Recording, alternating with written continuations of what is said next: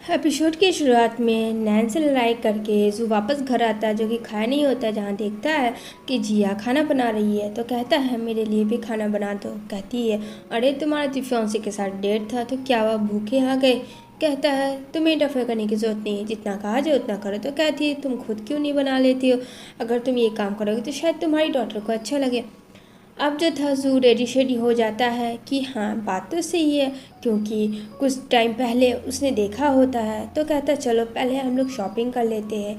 तभी यहाँ पे जू जिया को लेके आता है शॉपिंग करवाने के लिए, जहाँ मोमो के लिए कुछ ड्रेसेस लेना था, क्योंकि मोमो के अच्छे बुरे उसे कुछ समझ नहीं था। जो भी समझ होता वो बेबी सीटर यानी कि जिया को पता था। जहाँ बहुत सारी शॉपिंग करके जिया एक सेकंड के लिए ये फील कर रही थी कि वो उसका हस्बैंड है, जिसके साथ वो अपनी फैमिली के लिए शॉपिंग कर रही है और बहुत खुश थी। जहाँ जू बोलता है तुम किस सोच में पड़ी हो, तो यहाँ पे बोलती है नथिंग, कुछ भी नहीं। कहता है कि मुझे ऐसा क्यों लग रहा है कि मेरी वाइफ मरी नहीं है, वो जिंदी है, कुछ तो हाइड कर रही है मेरे से। यहाँ वो लोग घर आ जाते हैं, जहाँ जिया लाती है ढेर सारी शॉपिंग करने के लिए मोमो को। मोमो बहुत ज़्यादा खुश हो जाती है, कौन सा ड्रेस वो वेयर करे। यहाँ पे बोलती है सब तुम्हारे लिए, तुम्हें जो अच्छा लगता है तुम पहन लो। इतना कह के वो वहाँ से चली जाती है मोमो। यहाँ पे तभी उसको फ़ोन आता है और यहाँ पे फ़ोन होता है कि हाँ बोलो उसके फ्रेंड का। तो कहती है क्या तुमने आज का न्यूज़ देखा, जो कि उसने न्यूज़ तो नहीं देखा था। यहाँ पे वो बोलती है नहीं। तो बोलती है न्यूज़ चेक करो, आप लोग प्लीज़ मेरे इस रूमर को ना और फैलाएं, और आप लोग प्लीज़ मुझसे दूर रहें जितने भी मीडिया है, क्योंकि यह नैन जो दिखावा कर रही होती है कि जू चीटिंग नहीं कर रहा है उसे, वो उसे सच पता है। आखिर ये रूमर क्या फैला हुआ था फ्रेंड, ये तो नहीं पता, क्योंकि अभी तो जिया और जू शॉपिंग से ही आ रहे थे। तो र्यूमर कैसे फैल सकता है जहाँ संपत्ति पा रही होती है नैन। जिया कहती है व्हाट नॉनसेंस, कुछ भी, ये लड़की कभी सुधर ही नहीं सकती है। इतना कह के वो चली जाती है किचन में, जहाँ जू होता है। जैसे वो स्लिप होती है, जहाँ जू उसे प्रोटेक्ट करता है। अब फ्रेंड धीरे धीरे तो नज़दीकियाँ बढ़ेंगी, अगर स्टोरी में थोड़ा रोमांस ना हो तो मज़ा कैसा है। यहाँ पे किचन वाला रोमांस हो रहा था इन दोनों के बीच में, और ये दोनों एक दूसरे को देख रहे थे, लेकिन ये दोनों एक दूसरे से बिल्कुल अनजान थे कि आखिर र्यूमर जो फैला फ्रेंड वो किस चीज़ का और किसने ये सब किया है। तभी यहाँ पे खाना बना रहा होता है जू अपनी डॉटर के लिए। जैसे ही वो उसे देती है तो हैंड टच हो जाता है, जहाँ जिया को थोड़ा सा अजीब तो फील होता है, जू को भी। तो वो वहाँ पे रख देती है, कहती है जो जो मैं सामान यहाँ से रख दूँगी तुम उठा के ले लेना। कहता है ठीक है। और ये दोनों नर्वस हो जाते हैं कुछ ज़्यादा। अरे हस्बैंड वाइफ हो, नर्वस की क्या ज़रूरत है। यहाँ फ्रेंड बहुत खूबसूरत डिशेस होते हैं जहाँ जू ने बनाए होते हैं, और काफ़ी खुश होती है मोमो कि मेरे डैडा ने मेरे लिए कुक किया, ये मेरे लिए बहुत बड़ी बात है, और काफ़ी खुश होती है। तभी यहाँ पे जू देखता है कि जिया कुछ नहीं खा रही है, तो वो उसके भी प्लेट में दे देता है। कहता है ये फ़िश खा के ट्राई करो, मेरी वाइफ को बहुत ज़्यादा फ़िश पसंद था। इतना कह के लेकिन वो चुप हो जाता है। जिया को सच में फ़िश तो बहुत पसंद है, और वो खाती है तो कहती है वाह सो टेस्टी, अभी तक तुम्हारे हाथ का टेस्ट वही है। कहता है क्या मतलब। कहती है कुछ नहीं। इधर वो नेक्स्ट डे ऑफिस जाता है, जहाँ उसे बहुत ज़्यादा हॉटनेस फील हो रही थी, क्योंकि वो जिया के बारे में सोच रहा था। वो उसके दिमाग से निकल ही नहीं पा रही थी। उसके साथ जो टाइम स्पेंड हो रहा था धीरे धीरे वो चीज़ उससे हट नहीं रहा था। यहाँ पे सोचता है जो पता नहीं क्या हो रहा है मेरे साथ। जैसे तैसे करके वो ऑफिस पहुँचता है, जहाँ लिफ्ट के बाहर उसका असिस्टेंट वेट कर रहा था और कहता है बॉस क्या आपने आज का न्यूज़ देखा, जहाँ ट्रेंडिंग में न्यूज़ चल रहा था कि जू जो है वो चीट कर रहा है अपनी मेट यानी जिया के साथ। और ये फ़ोटोज़ वीडियो वायरल हो रहे थे फ्रेंड, एकदम सनसनी खबरों की तरह।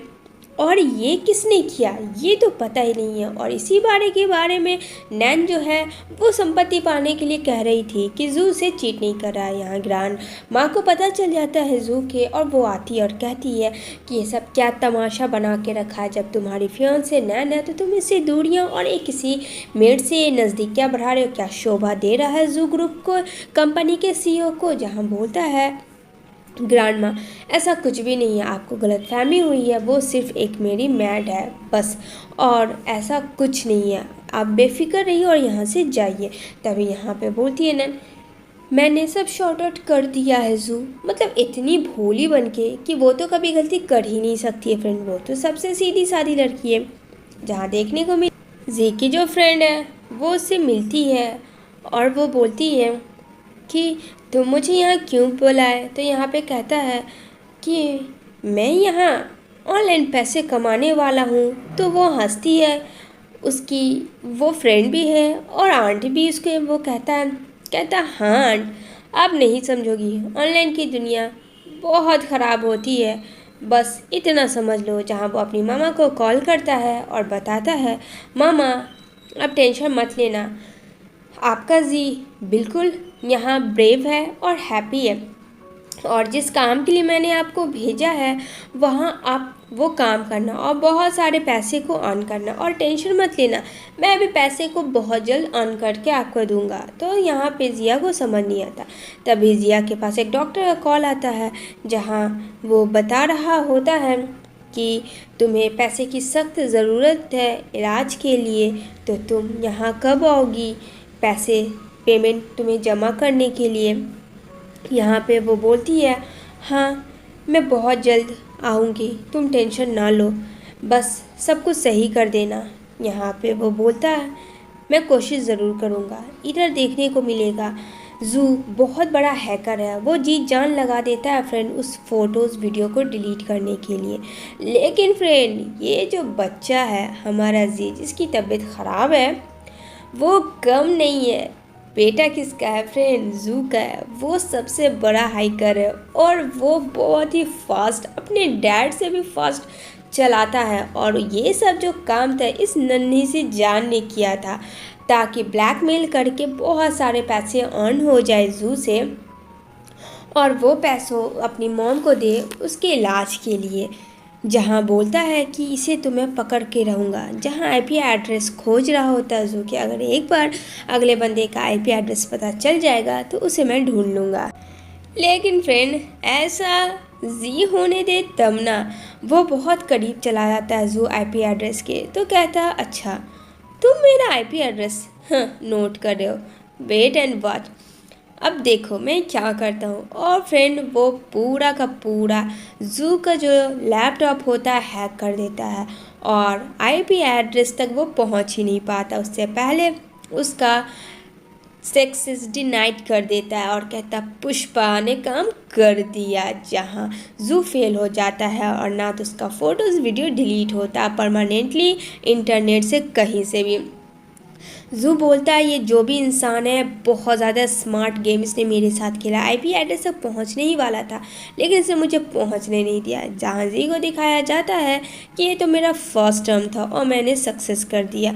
यहाँ काफ़ी जू परेशान हो रहा होता है क्या कि उसने किससे पंगा ले लिया है, आखिर वो इंसान कौन है। तभी एक ऑडियो रिकॉर्डिंग आता है जहाँ उससे पैसे का डिमांड किया जाता है जिसकी वजह से उसके फ़ोटोज़ वीडियो डिलीट हो जाएंगे। अब जू को लगता है कि ये इंसान कौन है, उसे समझ नहीं आता।